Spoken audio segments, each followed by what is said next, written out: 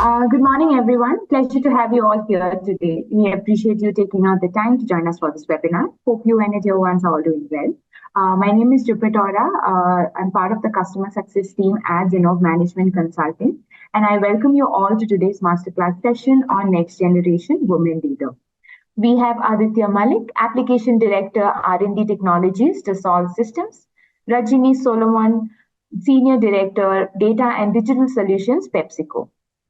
This will be followed by a panel discussion wherein we will go layers deeper into the peaks and valleys during their career's transformation.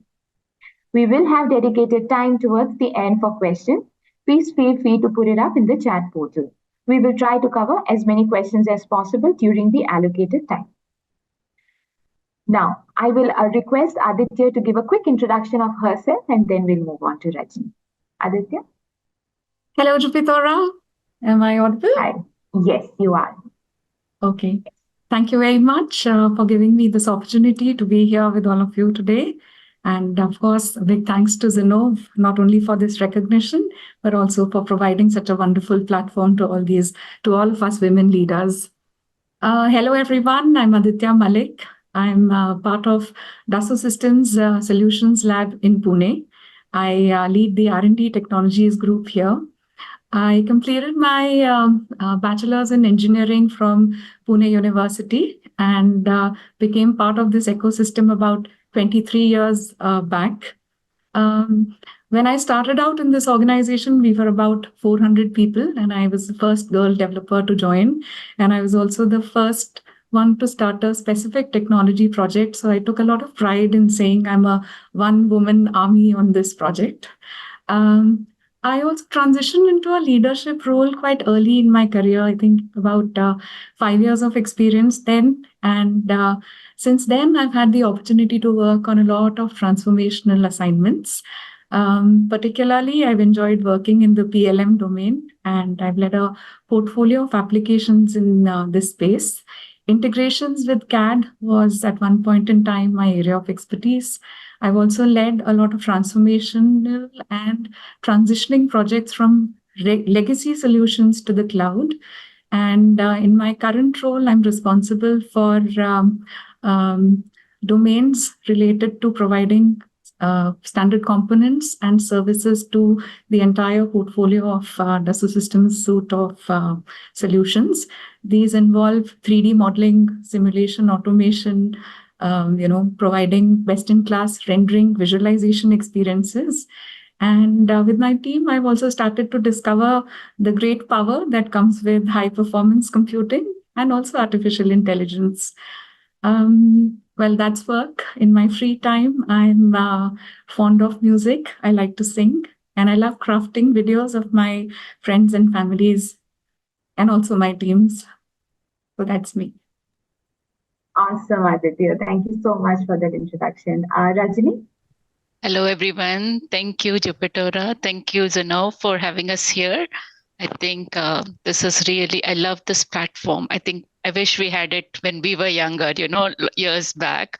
So thank you for setting this up. Actually, this is much needed in this India's ecosystem, not just India, actually, for women. I think it's super great. So about me, I'm Rajini Solomon. I have been in IT for over 29 years. Primarily, I've been working on data management, enterprise architecture, some strategic planning, DevOps.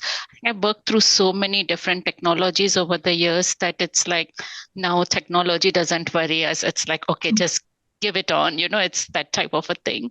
But just from the initial years, I come from a very affluent family, but in my family, education was not that priority because we had businesses and that's how. And for women, it was totally no. So I grew up in a joint family and none of my generation, my cousins, any of the women ever completed even their 12th grade because they were prepared to be married, be stay-at-home moms and so forth. But because I had to fight to get there. And I finished my bachelor's in mathematics. Then I did my MCA. Later on, when I was in US, I did my MBA from University of Iowa as part of, MBA PM. For professionals and managers. But I think that's me. think that learning should never, never stop. And even after all these years, I'm way older now from them compared to all of you, so I can give you a lot of tips. But the thing is, even now, I study to do what's happening in the market, what's the technology. I am core geek, nerdy technologist, I should say. But I just love learning about new things. And on personal side, I have 3 kids. I strongly believe that boys and girls should be treated equal. So I train my boys, they should know cooking as well. It's just not because I grew up in that background that I just want to normalize it. And the thing is, so I have 3 kids. My in-laws stay with me. I grew up in a large family of 40 people in one house. So you can see I am a total people-oriented, love to be around people. And I was an extreme introvert when I started. I could never stand in front of people just from the way we were raised. Women didn't speak up, girls didn't speak up. But I think it has taken a long journey to come out of that introvertism, I should say, and start speaking outside and, kind of inspire others what they can do. I mean, the power is within you. It's not, you don't have to worry about it. It's in you. You just have to tap into it. And some of the fun facts about me, I served as a grand juror in the Federal Court of Northern District of Iowa for 18 months, learned things about law and drugs that I would have never known before. In my free time, I love to do baking. I do some scrapbooking, some painting, little bit. Mostly nowadays, I spend time playing board games with my kids because somehow I feel I need to get them out of that electronic era. So that's me. Thank you again. Back to you, Jupiter. Awesome. This is an amazing start, with 2 power ladies that I have today. Okay, so first and foremost, firstly, thank you so much for taking our time to join us for this session today, the audience and both of you. It's been a pleasure. So let's kickstart this session today, and just a small peek into your personal side. So I have a couple of icebreaker questions. So just a one-liner would do. So Aditya, Rajini, shall we get started? Sure. Yeah. Okay. Awesome. So the first question is for you, Aditya. So what's the first thing you would do if you won a lottery? Well, I don't buy lottery tickets, but if I did win one, I think the first and the foremost thing that you must do is to validate that it's actually you who are the winner. So I'll go back and do that validation. And, these are times of social media. So I'll probably pick up my phone, click a nice selfie and post it on my family WhatsApp group. Awesome. Sounds fun. Yes. Okay, Rajni, what would be the most surprising scientific discovery imaginable to you? This is something I have been wanting for a long time. So if they can discover it, I'll be very happy about it. Okay. I want to be able to transfer data from one brain to another. Oh, wow. I would rather say first teleporting, but okay. Yeah. So I don't want to spend, I said I'm a learner. I don't want to spend days and weeks studying. I want to just take a floppy disk, put it in my head or whatever, get it in right in there. Awesome. Okay, so this last question is for both of you. If you could master any skill instantly, what would it be? I think, Rajni, for you, I know. I mean, you would do that scientific discovery yourself if you had the skill. But yeah, okay, I would still. Actually, I have a different skill I want to master if possible. This is to do with conflict management. I think I was so poor in this. I could never handle conflict. I did some personality assessment. It said I was a peacemaker number 9 in Enneagram, I think. And I was like, this is not going to work. If there was people even arguing or somebody spoke loudly, I would be like totally turned off. And again, like I said, it's inside you. You have to tap into it. I actually did some courses to do the conflict management, but that is something I feel if I could have mastered it instantly, that's one thing to be able to work on that. Amazing. Aditya, how about you?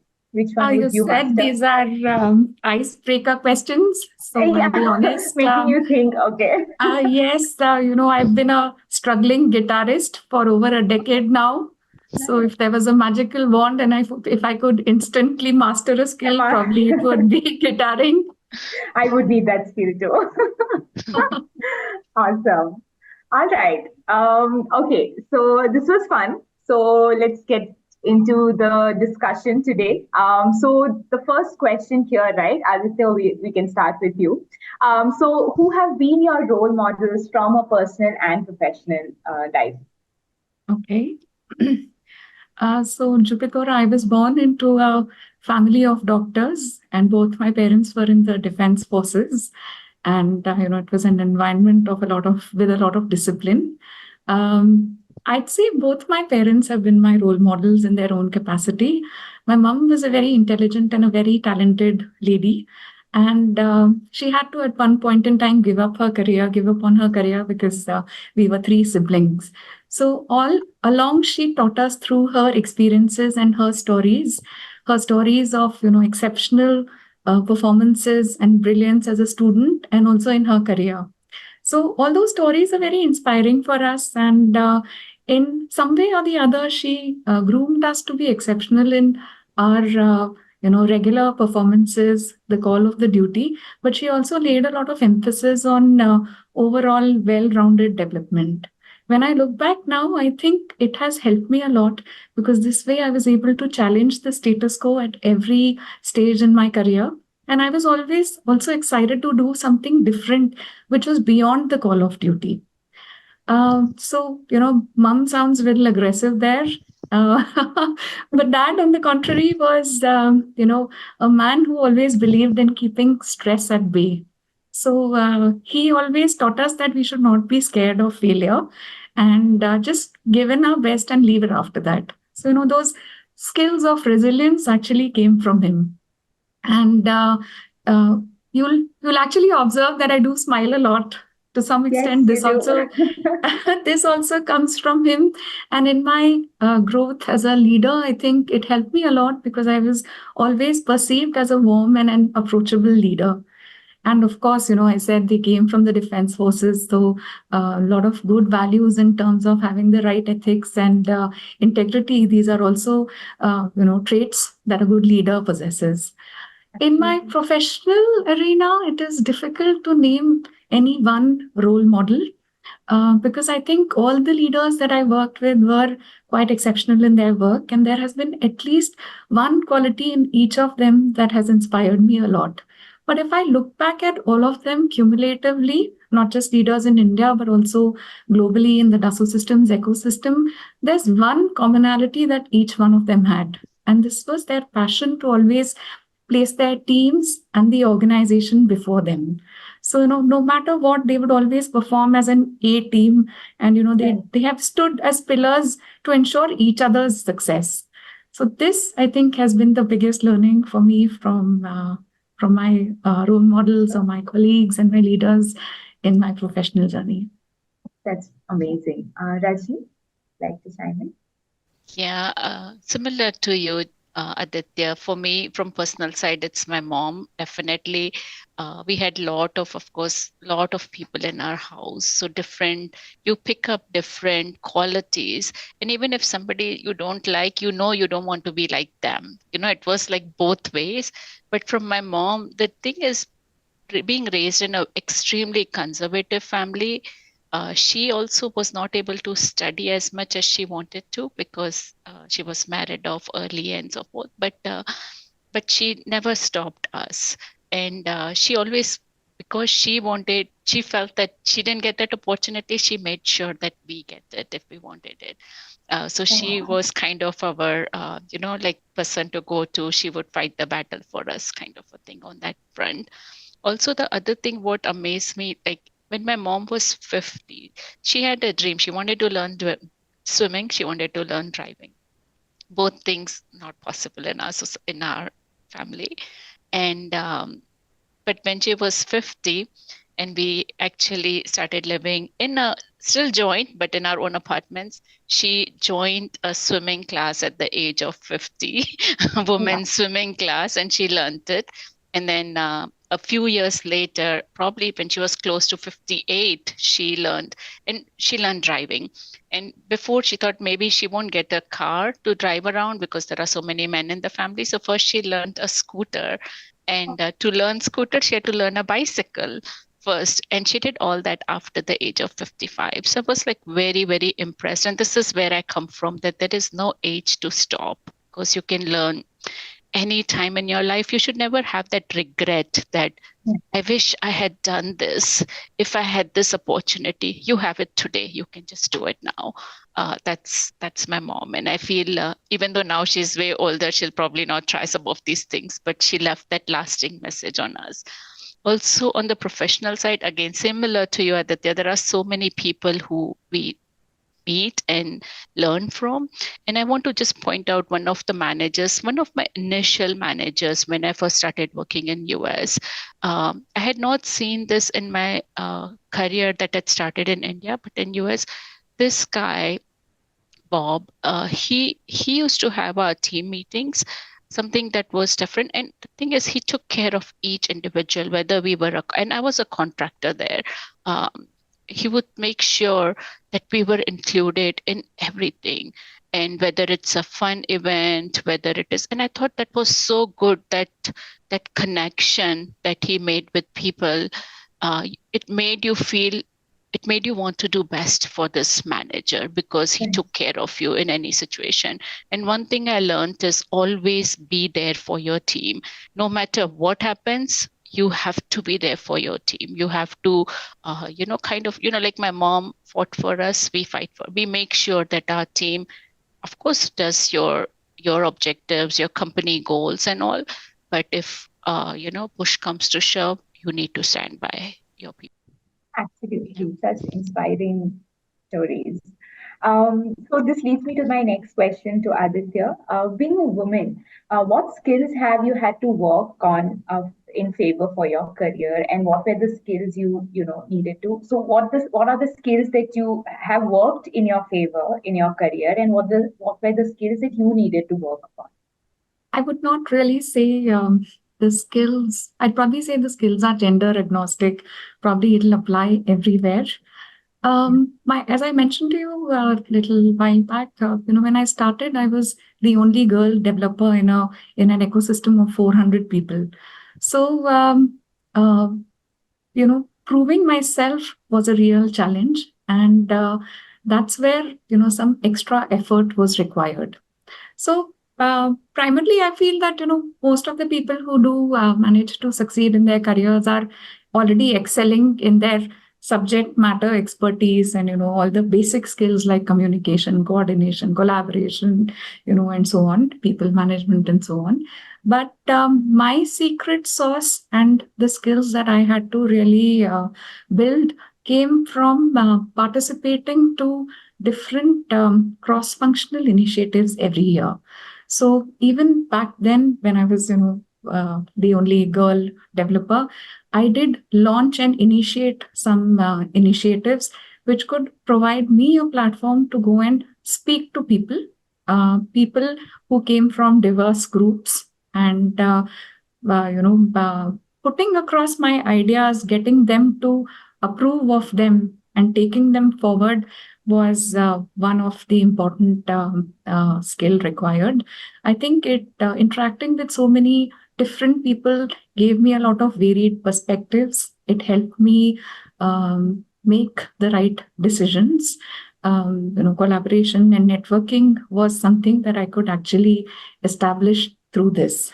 Another thing that I learned through these initiatives was, it's Murphy's Law. If you start an initiative, there will be at one point in time a stage when your initiative is near failure or, something is going to break. So there were a lot of such times when we were in dire states or something was broken at runtime. So it gave me an opportunity to prove my situational leadership, I'd say. and to take control of the situation and to manage all your stakeholders and audience and still continue to smile and show that nothing happened, all is well. So I think these were the skills that I learned beyond just being exceptional and, beyond the call of my duty, and have helped me really in my ladder as a leader. I think what you said is, just a very relatable call out, right? I'm sure a lot in the audience would resonate with that. Keeping that thought around skills, right, that a woman may need to, work upon in general. I would like my next question to Rajini. What would you advise to young women in the workforce who are doubting their longevity in their career? Like it could be for any family reasons or any personal reasons. Jupiter, I have been through this myself too. I had to take a break, and later in the career, not when my kids were young, although I would have loved to take a break when my kids were young, but it was not an option that time. But what I would like to tell all the women, because I think this is a real thing where you want to balance, you want to be there for your child, especially if you have, if you don't have support. So what I would say is, number one, don't think right now, because it will pass. Everything will pass. Think about what is most important. You have to think now, is there something, if you want to say continue in your career, is there somebody to support you? You have to build, I think for women, we need a very strong support system around us. When my kids were young, I really thought I need to take a break because I had like issues. Things like my son wouldn't take a bottle, and I would feel like if I'm away, how would he be, whole day? And my in-laws used to take care of him. So I was so worried. I was almost willing to give up my job, like, okay, I don't want to work, I want to be at home. And my in-laws would say, don't worry about this is just couple months, soon he will be eating solids, why you want to worry about this? So there was that support that yes, it will be taken care of. And we did a workaround. I would come home for lunch. I didn't take up a new job outside city. I thought my kids were more important this time. I needed to spend more time with them, so we worked out that way. So I think for all of us, we have to see the situation at that time. A lot of times on certain days, especially you have had 3-4 nights of staying awake with the sick child or something, you're very, very tempted that no, you can't do it anymore. But look around you, there is a support. You just need to ask, not just your family members who can support you, but even your colleagues, even your friends, even your neighbors. A lot of people are willing to help you. It's usually we are the ones who don't want to ask. We feel we will burden them or something. They don't think it that way truly. If tomorrow my neighbor comes and tells me, if you have free time, watch my son for 2 hours, I will. I mean, it's not like going to be end of the world. I would say also I had to take a break. I was working for Capgemini as a business and IT transformation lead.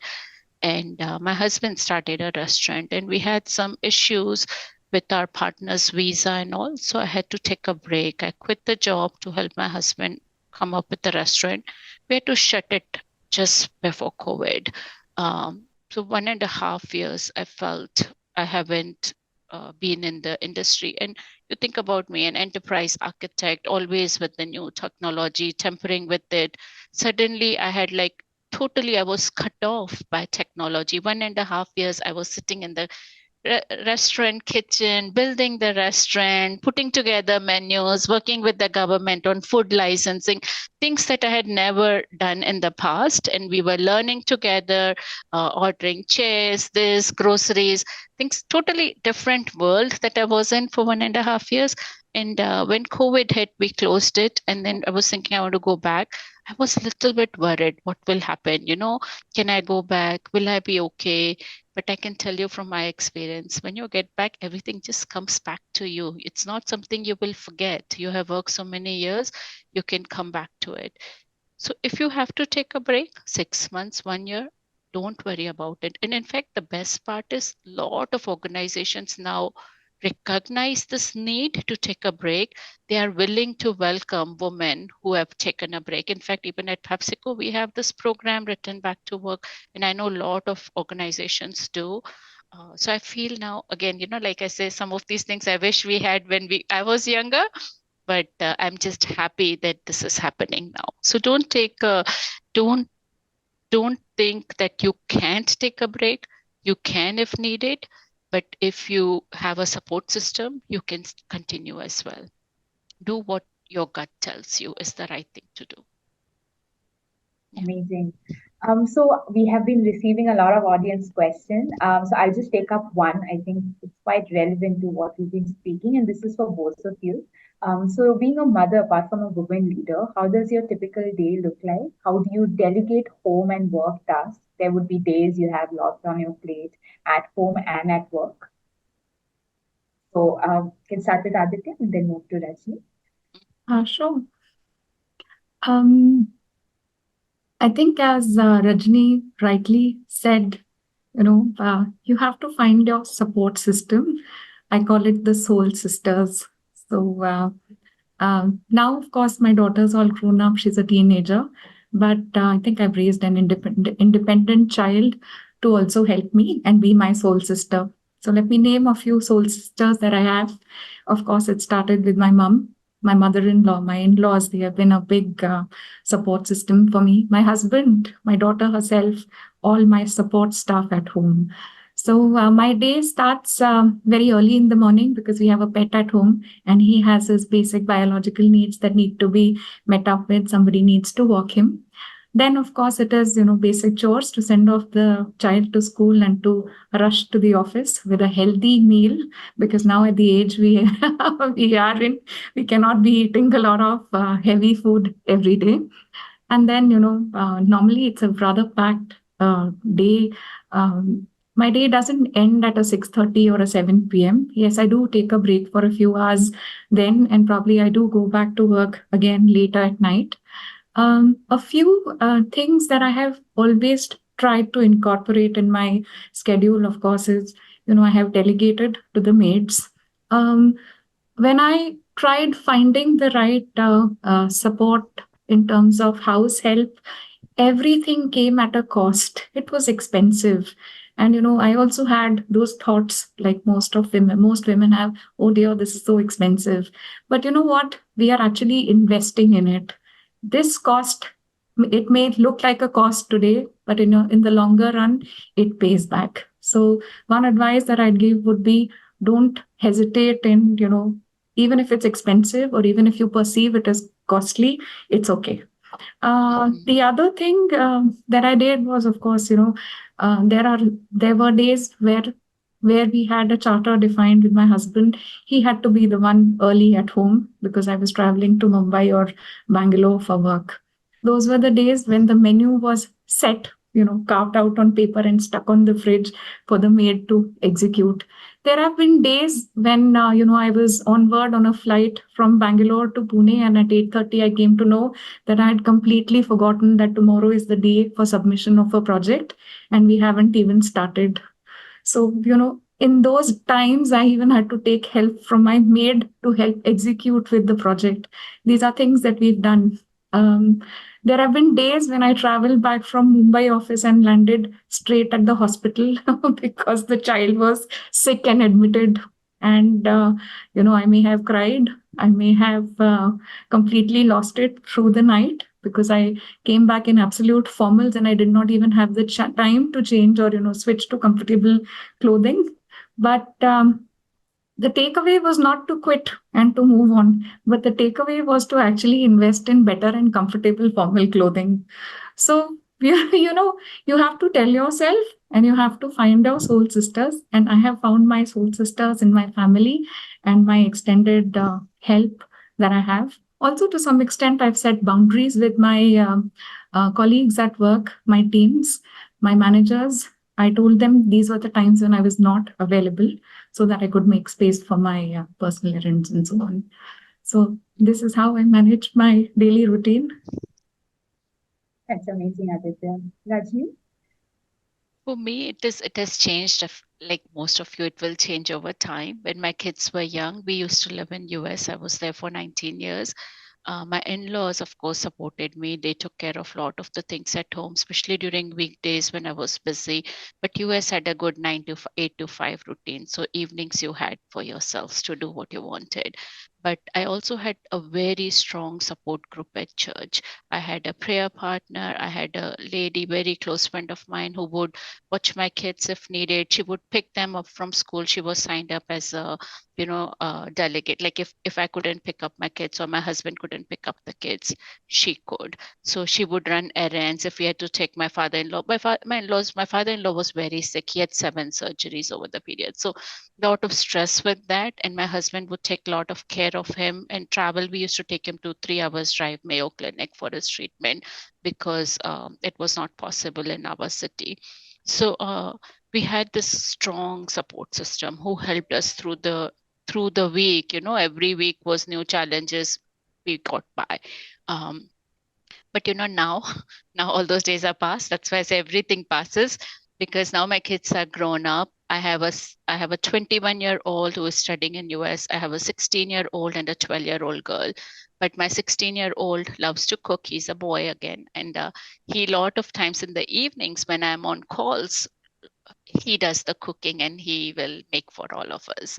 A morning, usually I cook and come. But for me, now, especially as I'm growing older, a priority, of course, exercise, praying, Bible reading, things like that. So I start my day that way. Actually, I wake up, I send off my kids to school, then I exercise, and then I read my Bible, I pray, then I'll do some cooking and then come to work. So I usually come to work by 10:30. So it's nice. I don't have to be in office at 8 like I had to be in US. I have this time in the morning for me now. Now I don't have evening times for me, but my kids take care of things. My husband takes care of the home, and we have a helper to clean up and things like that. So that's how we balance out. But overall, I feel day to day, year to year, things will change and you just kind of manage. Don't stress over it. I was a super perfectionist, wanted everything. I used to be that woman, a place for everything in its place. And when my first child was born, that all thing flew out of the window, because it was like, do you want to just spend your time cleaning and making your home perfect? In US, we didn't have helpers. Or do you want to spend time with your child? And I'm like, let the house be dirty. It's fine. I'm going to spend with Danny, like that's how you make choices every day. What's right for you that day. Absolutely. Absolutely. We've been receiving so many interesting questions from the audience. I feel like my questions at this point are not up to the mark, but I would still take one question from my end, and then we'll get into the audience question again. So coming to the organization, right? So how can an organization do more to support, creation of more women role models such as you? We can start with either of you. Aditya, we can start. Okay. Yeah. We have an opportunity today to be here with you on this platform and, wear the badge of the role model. But for me, a role model can be at any level, absolutely any level. And this is what the organizations need to understand. So different steps need to be taken to create role models at different levels. If I were to start at entry level, in India, we still don't have a lot of girls who are taking on the field of STEM education. So I think the organizations can actually build a better pipeline and identify the right talent at entry level, coach them, upskill, reskill, train them, and find the right paths for them so that they can grow in their careers. And people who are going the extra mile, who are driving cross-functional initiatives, etc., should be highlighted. Then I think it's very important for organizations to lay the right foundations in terms of having transparent and fair processes and policies to enable equal opportunity. A lot of times we say, give this role to a woman, or, give equal opportunity. Opportunities are fine, roles are fine. Expectations should also be equal. Otherwise, I think we'd be unfair to the other gender.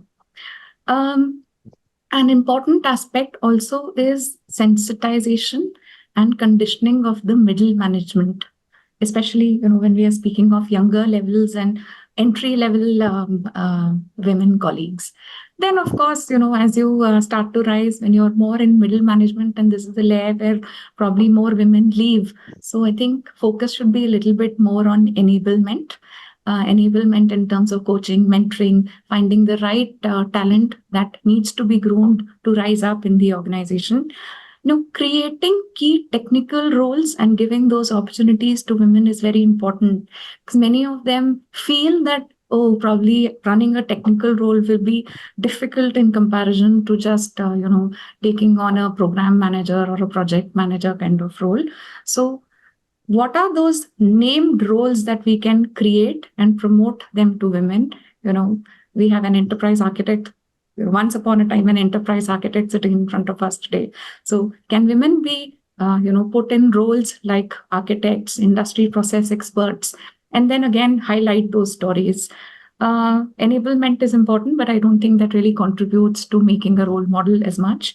And finally, the ones who have actually gone through this and been successful, we need to give them some acceleration. So a platform for recognition, for celebration of all their achievements, giving them more opportunities to go beyond just their departments or their organization, helping them get mentors outside or also be mentors to the others in the industry. And finally, growth really comes if you're able to build your brand and if you're able to perform or bring some transformations. So also identify some women who can actually take on, and run transformational roles in the organization. So I think with that, they will be successful. And then, of course, it's a loop. So you always have to, pat on their back, celebrate, cheerlead for them, and be their advocates. So this, I think, is what organizations can do overall. Absolutely. This is like, two sides of a coin to work, right? As women professionals, we have these intended steps as an individual, and at the same time, the organization should also take conscious decisions to empower women, right? So this brings me to my question to Rajini. How do you think, networking plays a role here, right? Women as traditionally are known to be poor at networking. Can you provide some tips to, better your skills and how this actually helps you in your career growth? Yeah, I can talk a little bit on it because this was my struggle too, being an introvert. It was hard for me to talk to people a lot.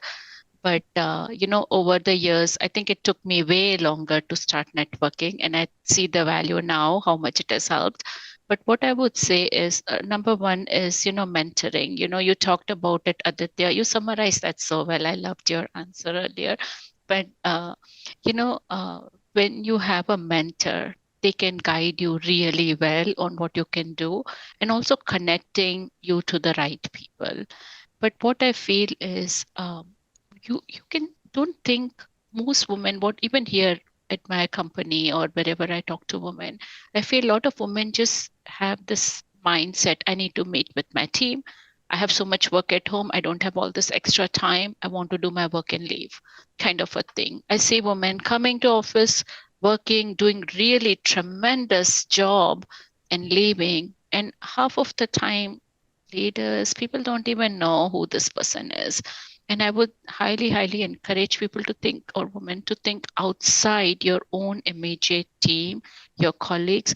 Think just next team that sits across. Spend maybe 30 minutes a week to talk to one person, any one person. It could be a male or a female, doesn't matter. Try to build those connects. And I'll give one example. When I joined PepsiCo about 3.5, 4 years back, it was peak COVID. And we were all working from home, new environment. I joined in June 2020, actually. So my manager gave me few names, my peers, the people I would interact with. I set up a one-on-one with them, 30 minutes, that's it, 15 minutes. And then in a particular meeting, I would just grab the names of the people who joined. I would set up one-on-one, just because otherwise, if I'm not going to office, how am I going to know these people? And this is true, not just because you're not going to office, even in our global world, you are working with people across other nations, other countries, other time zones. You need to start building that one-on-one connection, because that helped me so much. Just meeting them 15-20 minutes introducing myself, what I do, and they telling me what they knew.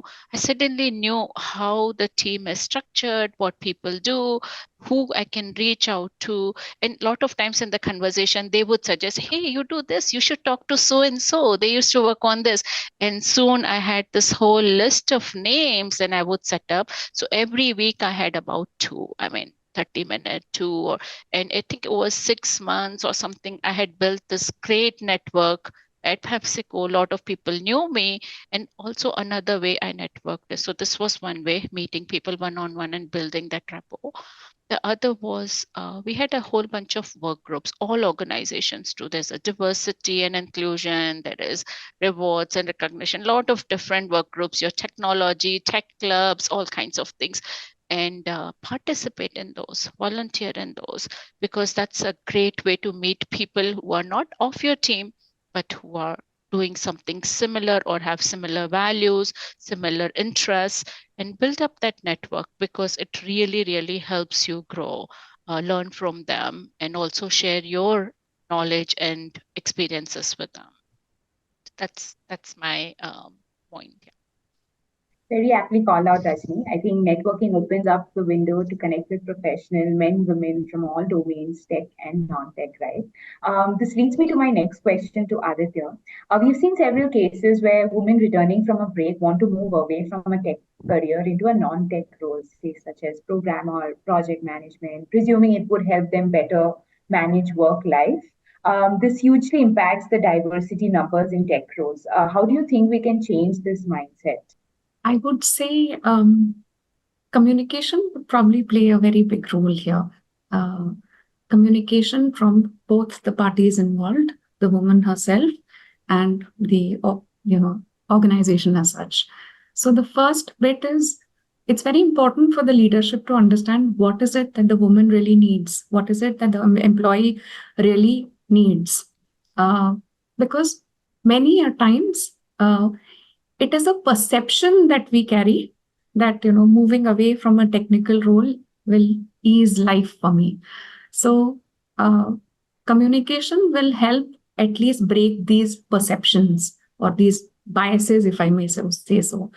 Then, of course, communication will help to lay the right expectations in terms of the support the woman needs post-maternity, for instance, to refresh her skill, to upskill, to reskill, to, for example, when I went on maternity leave, I had clearly communicated to my manager that I would like to come back to the same team and domain, because it would help me take on quickly rather than learning, plethora of things and restarting from scratch. So this is where I think communication is the first thing. Then, of course, it's also part of communication. But if you really look at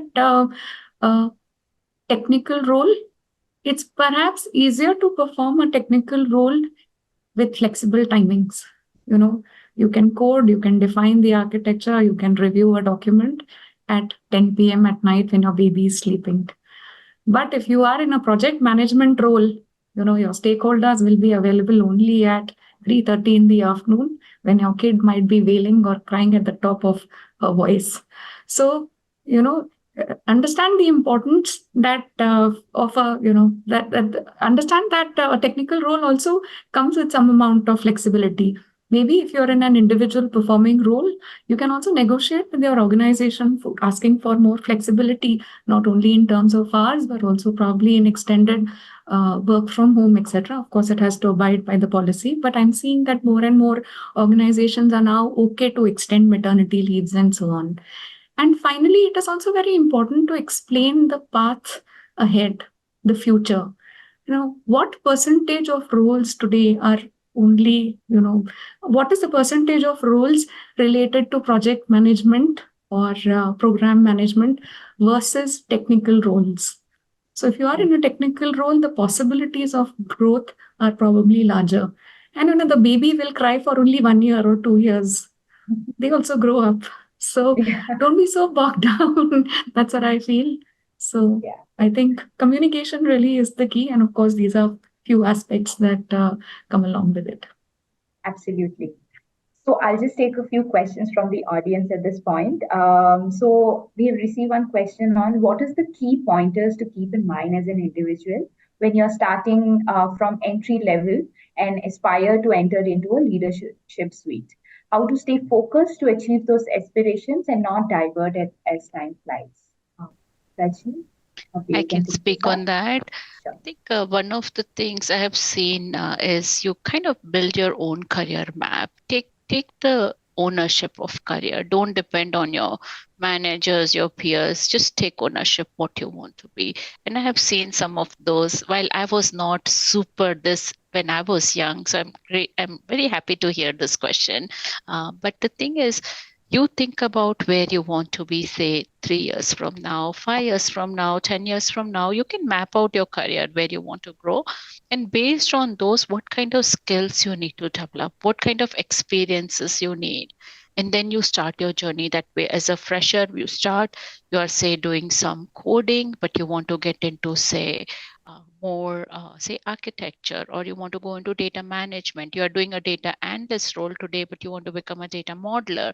Then what are the skill sets you need? So as you do your current role, you skill up to your next level. Start taking critical experiences within your organization on this new technologies that you are learning, because most companies, I'm guessing, I know all the companies I have worked had it, but this program, so I'm guessing a lot of companies have this, that you can take a critical experience. So you're, say, for example, you're doing a data analyst role, you want to be a data modeler, you take up the skills in, say, AR Studio or whatever data modeling tool you want to, whatever is being used in the organization. I want to have a critical experience, maybe 3 months, 6 months, where you just spend 4-8 hours a week on a particular initiative. You learn, you experience, and actually you validate, is this something you really would love as a career or growth path in future? Do it, take up that role in future. Learn the next step. What is it you want to go next? You want to do data engineering. You want to be a ML ops engineer. What you want to be. Take up, constantly skill up and get the experiences you need to grow. Now, besides technical, I would also highly encourage on soft skills, because one thing I notice is a lot of us are so focused on being technically so good that we miss out on the soft skills. We don't develop our communication skills, our presentation skills, even our people management skills. I hate to call it people management truly, because you don't manage people, you just lead people, right? So it should be your leadership skills. But the thing is, you have to inspire others, and there is no experience. You can be a fresher and still be an inspiration, because you lead by example. That anybody, even a child, can be a leader, can lead by example. So develop your communication. That was my weakness, my communication, my presentation. I was an introvert, never ever spoke up, never came up in front of people before. But develop those along with your technical skills as you map your career and then walk through that journey to get to where you want to be. And in this whole journey, one other thing I want to add, try to get some mentor, somebody to be your champion, somebody who can guide you through when you go through difficult times, who can talk you, build your support system. Without that, it is really a challenge, and you don't have to do it alone. I'm a big proponent for women, supporting women.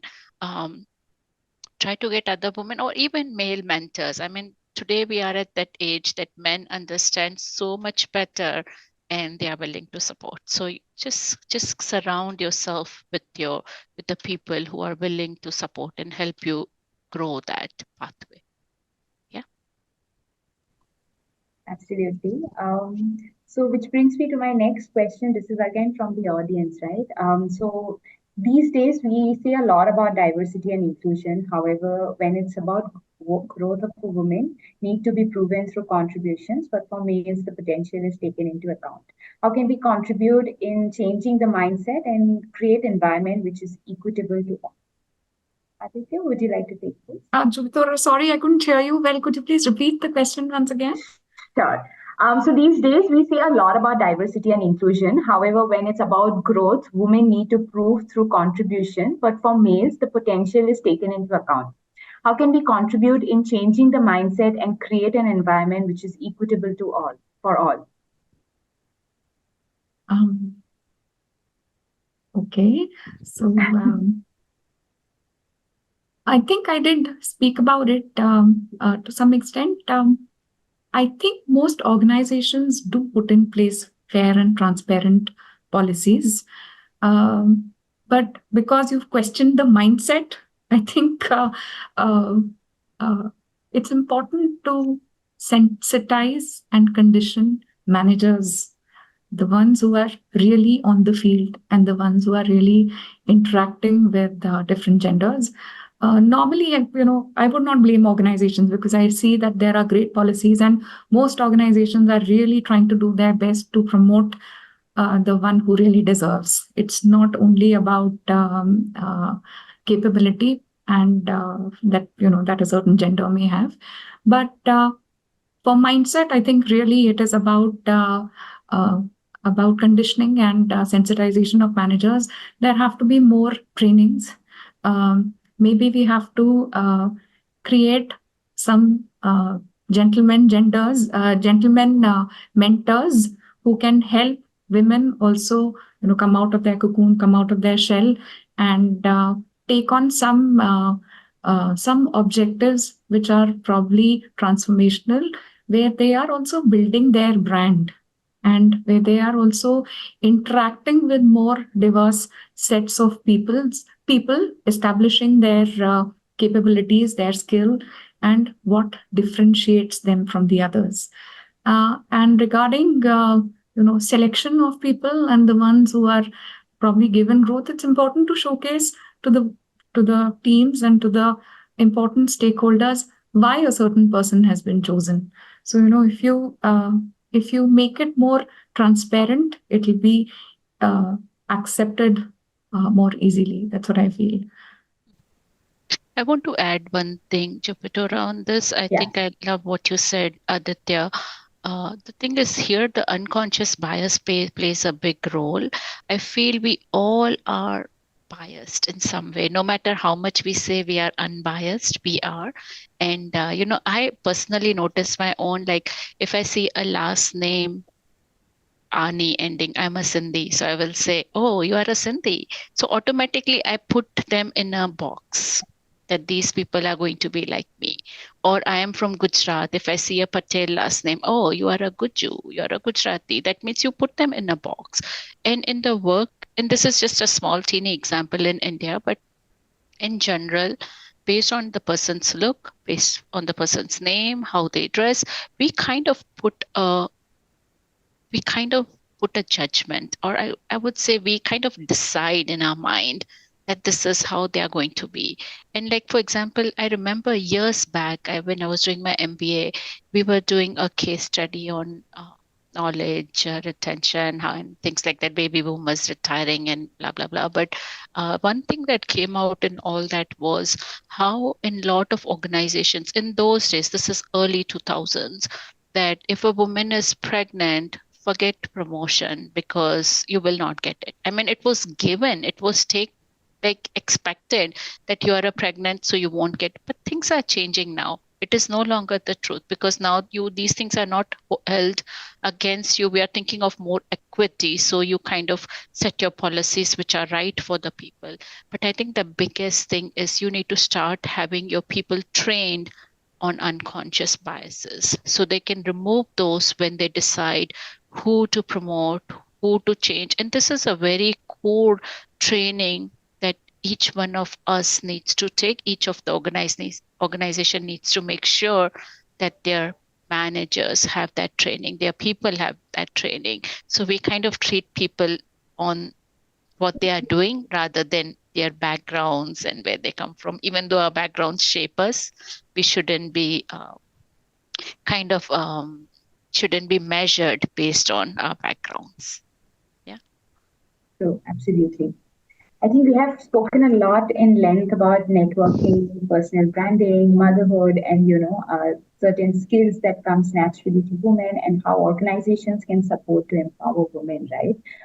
So, in all of this, where do you think mentorship come in the picture, right? So, I would like to go with Aditya here first. So, why don't you share your thoughts in terms of like how did you go about identifying and approaching your mentor, and what's the right way to do it in your opinion? Most of the times, people think that a mentor is an answer key. So, first, I want to break a few hearts and say a mentor is a box of questions. And, your mentor is going to ask you 10x times the how, the why, and what are you going to do? Usually the how and why. Right. So I think that's why it is very important to identify a mentor with whom you will have the right mind share. Now, why do you really need a mentor? You're already good at what you're doing. You need a mentor because you want to establish your personal brand. Okay. Right. And what really is your personal brand? If you've made it to the top layer, or if you are a consistent high performer, then there are many others in the same boat. So your personal brand is basically what differentiates you, especially in terms of values that you bring to the table, and of course skills and experiences that you have gained over the years. So you need a mentor who will align with your value system. But there's no point in having a mentor who aligns with values that do not align with the organization goals. So you need a mentor who aligns with not only your values and your skills, etc., but also with the goals of the organization. So identifying, of course, is usually most of the people you want to associate with are visible people. If you don't know of them, you should count upon your network, your immediate bosses, your circle of friends, colleagues, etc. Once you've identified the mentor, don't just go straight and start setting your expectations.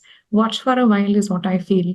So if I were to identify a mentor, once I've identified that this is the person that I think would be my mentor, I would start following the actions of those mentors, start following them on social media, start following forums that they participate to, and start becoming visible in forums where they are, heavily participating. Start asking questions. Before I meet the mentor, I would like to see that the mentor has seen me once at least, not in direct capacity. Thereafter, of course, it is, about, at least this is how I approached it. I tried to share what is it that I wanted to achieve, and how I felt that they could help me in my story. But, these are busy people. They're very talented people that you're trying to set as your mentors. So you also have to look at why should they give you their time? What's in it for them? So your story has to be carved out in such a way that they also see some value in having you as a mentee. For example, in a very typical technical world, there are a lot of busy people, very capable technical architect kind of people who want to try some research, or who want to implement certain projects but may not have the right manpower to do it. So perhaps you could be the answer for that. So also try to see what is in it for them to do.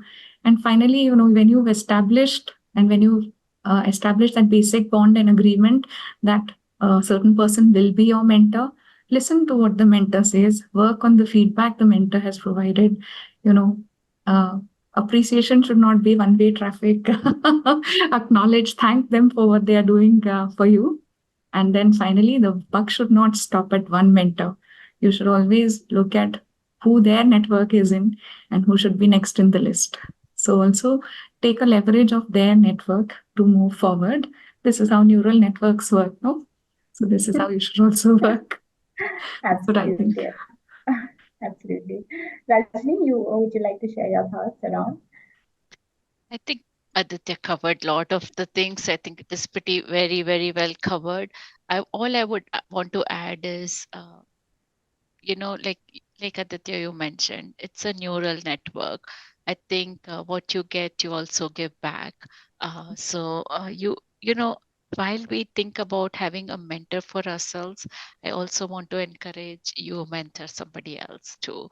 No matter what your age, where you are, how many years of experience, there is always things you can guide based on your experiences. So always be like, not just be, I want a mentor, but I will also mentor kind of a thing. Absolutely. Yeah. So there is a question from audience: how to break personal and professional barriers to grow in your career? Rajni, you can chime in. You know, I can talk a lot on this because we had to break a lot of personal barriers. But I would just say that your passion needs to come out. What you want to do, there is the barriers are in our mind. We think that way, that these are truly just in our mind. That because of this I couldn't do, or this is an excuse in a way. If we really are passionate about something, we will do it. So thinking on personal barriers, and looking at Kalavati, you have asked this question. So what I would say is, what is a barrier to you? Like on personal front, is it family? Is it non-support of a, say, spouse, in-law? I have mentored few women who really struggled balancing their home and work life because different expectations from the family. It is not that easy, and it becomes a barrier because you're not able to proceed because you don't have that support at home. You don't have that somebody behind your back who has your back when you're away.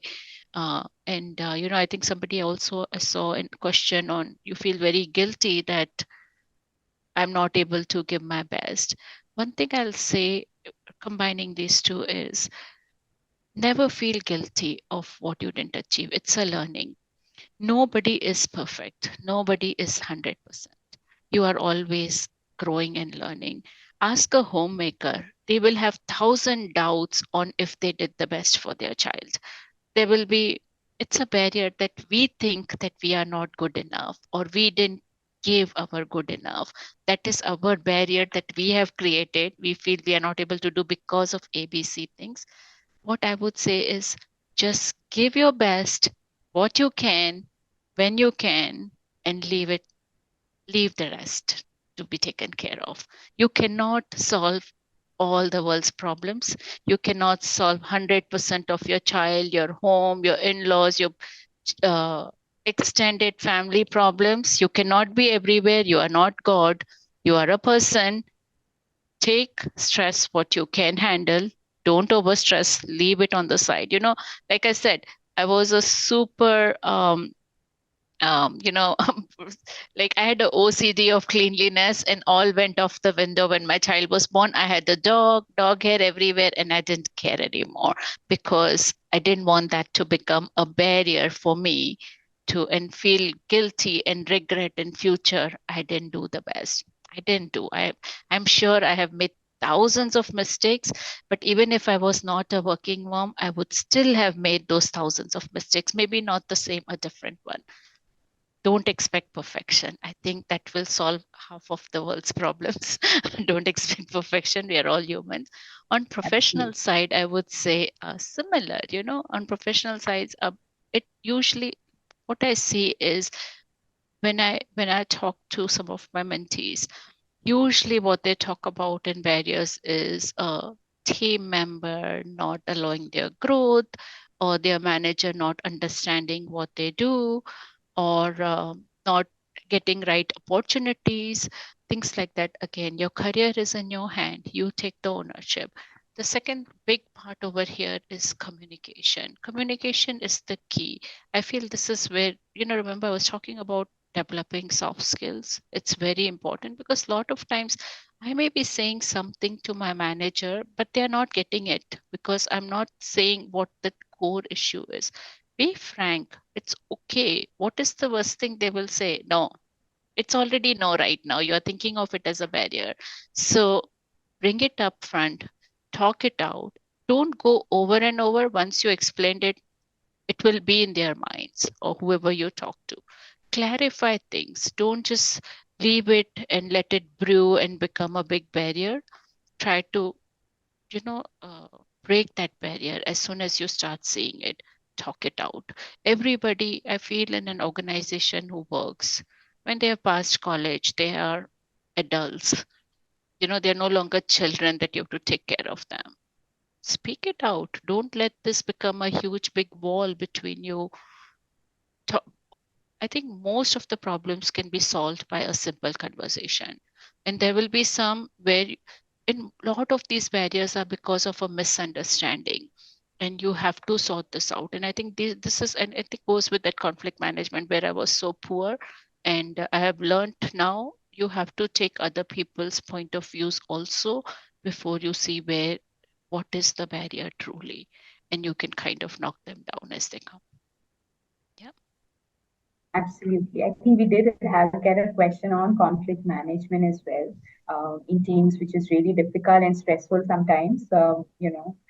Few thoughts around how you can take away from your assessment or experiences.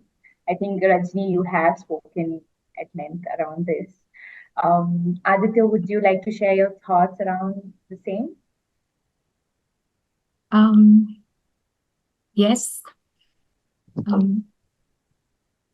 I think conflicts are associated with perceptions that we carry, and of course, differences, in our demeanors and our opinions, etc.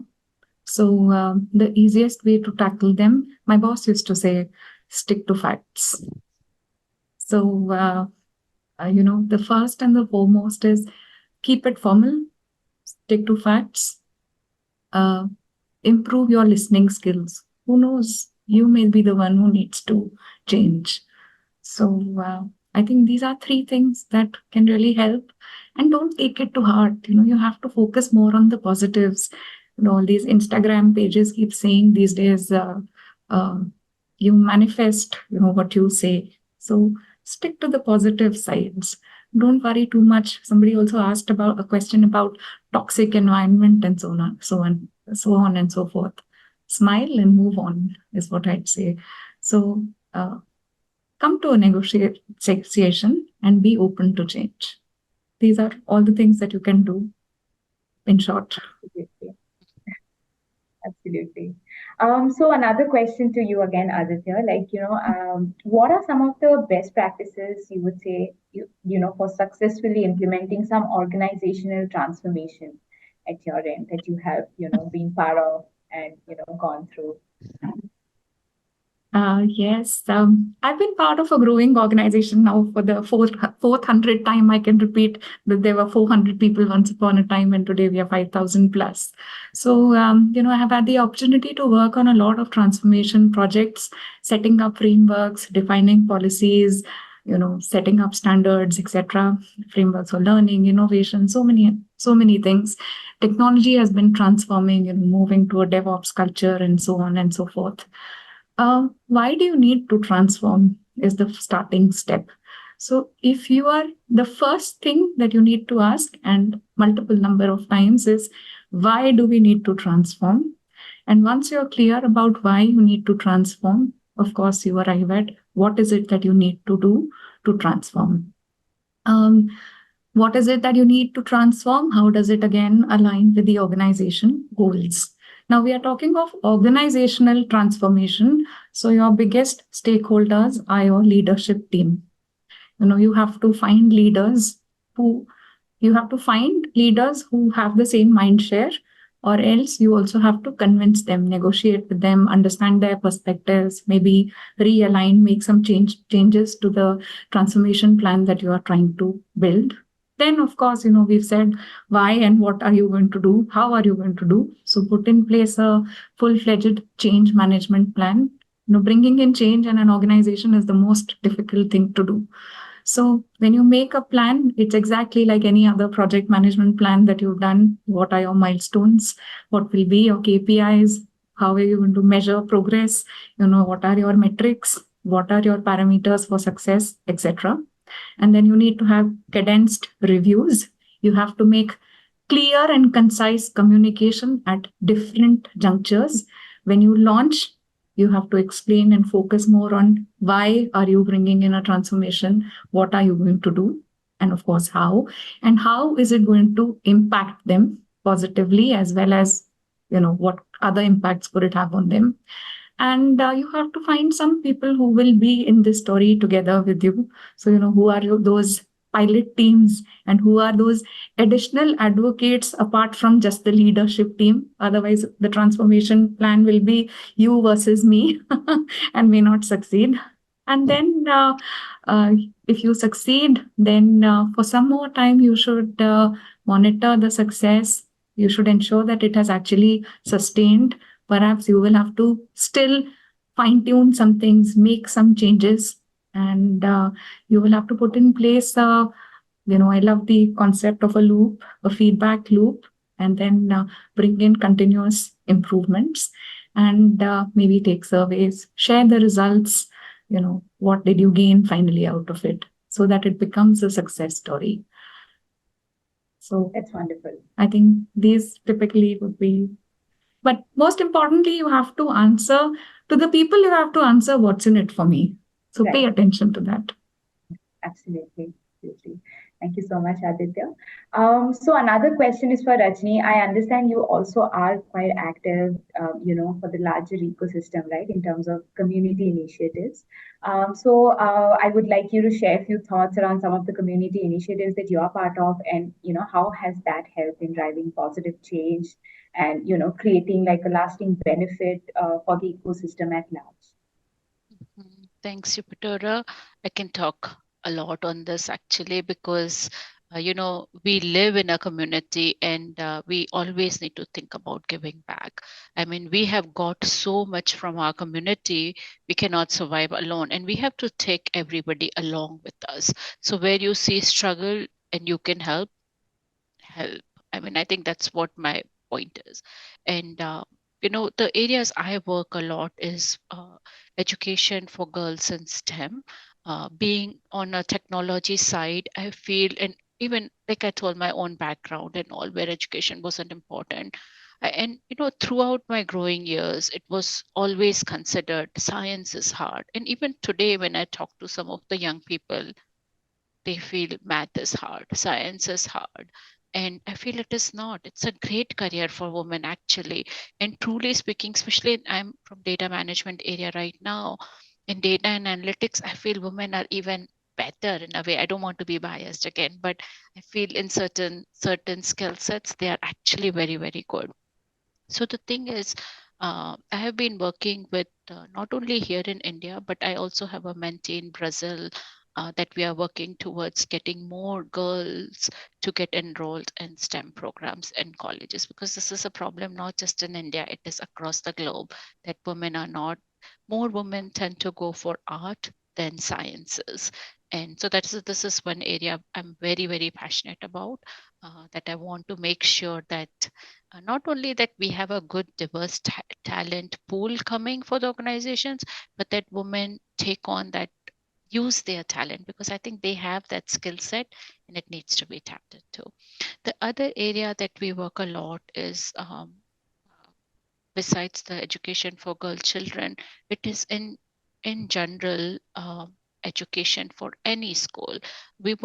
I personally do a lot of work for some of those government schools where they struggle with having good food, water, just basic necessities.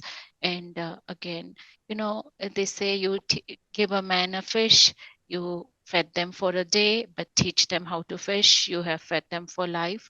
And I really feel a lot of these areas where I can empower this youth and young children to grow and become independent as they grow up, and are able to support them and also support the community. They are able to give back to their community where they come from. So I think it is again like your neural circle, like it's you pass it on forward. Also, I work with a lot of other NGOs. I work with one of the NGOs that helps women and human trafficking, they rescue them from there, and we provide them again ways of living. We train them in sewing and education, in some of the quick things they can do to earn, do some beauty parlor courses or things like that, where And then I also work with another NGO which does prison ministry, and it is more for people who are in prison and supporting their families who are outside, because they go through a lot of stigma and things. And I we are not the judge of what has happened or what else, but their family, the spouse or children, they should still be able to have a normal life. So a lot of my work goes towards that also, to support the families. And then I do a lot of church work from youth perspective, youth ministry and children's ministry, things like that. But for me, the biggest push, what motivates me to give all this is, I feel I got so much support, so much help throughout my life, no matter whether it was family or friends or somebody. And we take so much from our community. We all need to give back to the community. And one of the best part about this whole thing is the company I work for is very strong about serving the communities that we do business in. So we do a lot of, I do a lot of initiatives through my company also, but more on, giving back water, safe water network, this Alpa, the Akshay Patra for food and so forth.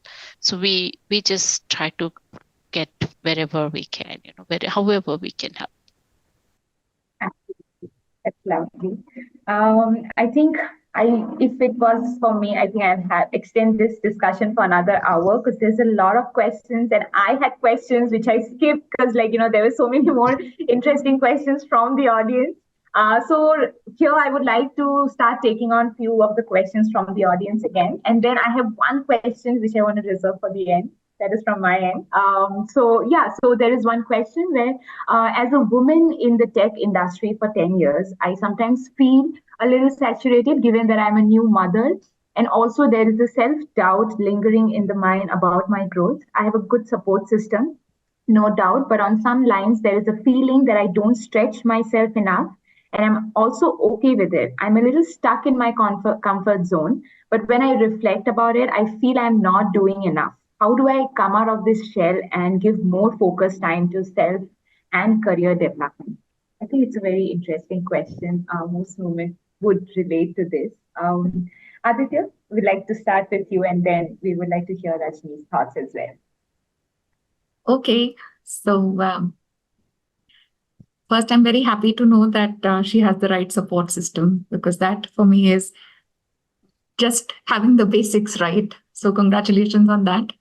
You know what? I usually tell my daughter, I speak about this ABCD rule with her. Maybe I can take some snippets from there for you. A is for ability. So, do you have the capability, the ability? Do you have the right skills? As women, all of us spend at least 10 minutes to look good every day. Personally, I'm quite fond of dressing up well. So why not take 10 minutes to also learn good?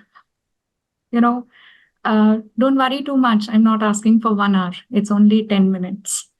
Start reading something, anything. It could be related to technology. It could be about industries that you serve, businesses, and so on.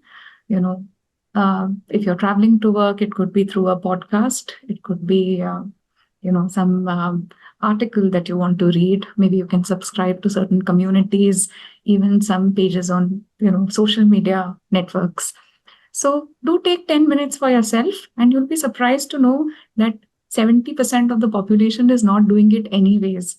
So even if you accumulate those 10 minutes for a month, you have given significant time. And it will really boost your confidence. So this was the confidence is the part C of the ABCD rule that I usually follow with her. Confidence is very important. Don't doubt yourself. Listen to Katy Perry, she says, baby, you are a firework. So you are a firework. Absolutely. And it's okay. Don't stress also, because befikra bhi hona zaruri hai. Listen to these songs. They will change your perspective a lot. So keep your confidence, build your confidence. And finally, yes, you have 10 years of experience, and, you have to establish yourself. You have to be selfish, if I may say so. So what are you doing to build your brand?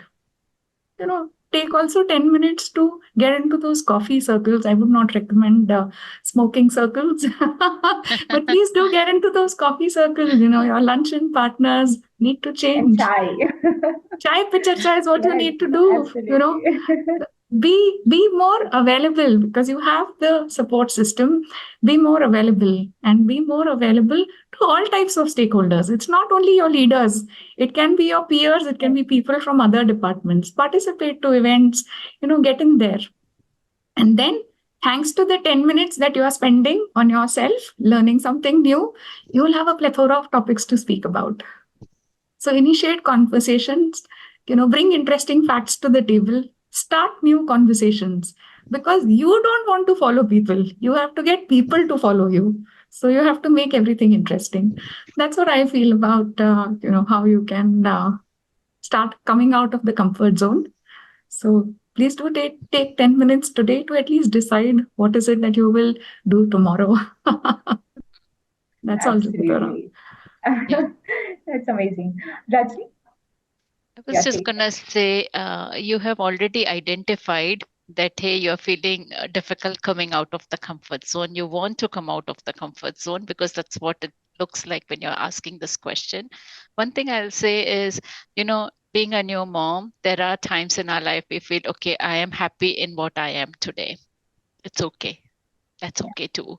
And there are times I know of one of my team members, she is my super high performer, but she was like she was telling me when her children were young, she didn't want to take on a lot of additional work. And even I was that way. When I finished MBA, my son was 1 year old. I didn't take up a new job opportunity because I felt I'll have to move. I have to give more time, more commute time. I don't want to do it. So the thing is, sometimes we can take a pause that I am happy in my today's comfort zone. It's all right. But I don't want you to plan to be in that comfort zone forever. Don't become so comfortable. So I like your tips, Aditya, to constantly be at least thinking different things so that one day, maybe 3 months down the road, 6 months down the road, you're motivated to take up something else, to get out of the comfort zone, to learn or to upskill or to do something that you're not doing today. But if you have to take a pause and enjoy that time with your newborn, there is nothing wrong with it. I will tell you one story. When my firstborn was born, I was not able to have children. So my kids were born late, all are miracle babies, answered prayers kind of a thing.